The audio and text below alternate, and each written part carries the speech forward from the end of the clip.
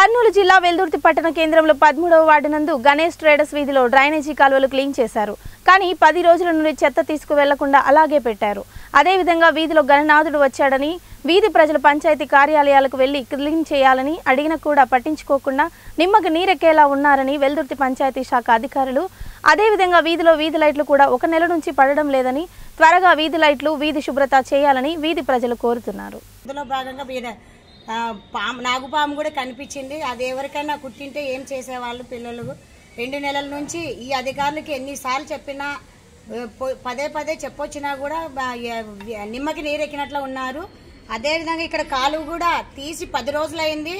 ఈ చెత్త అనేది తీసుకుపోకుండా ఇలాగే ఉంది. పరిశుభ్రత అని చాలా చెప్తుంటారు, ఆ పరిశుభ్రతని పాటించాలి కదా. ఎప్పుడే కానీ ఇక్కడ బ్లీచింగ్ పౌడర్ కూడా వేయలేదు. ఇదే విధంగా ఈ ఈగలు వచ్చి పిల్లలకి పెద్దలకి మలేరియా వ్యాధులు అవన్నీ వచ్చినాయంటే ఎవరు కాపాడేవాళ్ళు, తర్వాత ఎవరు బాధ్యులు అవుతారు? ఈ అధికారులు ఏం చేస్తున్నారు? నిమ్మకి నీరెక్కినట్లున్నారు. చూసి గణనాథుడు వచ్చినప్పుడు కూడా కటిక చీకట్లో ఉన్నారు. మన భారతదేశంలో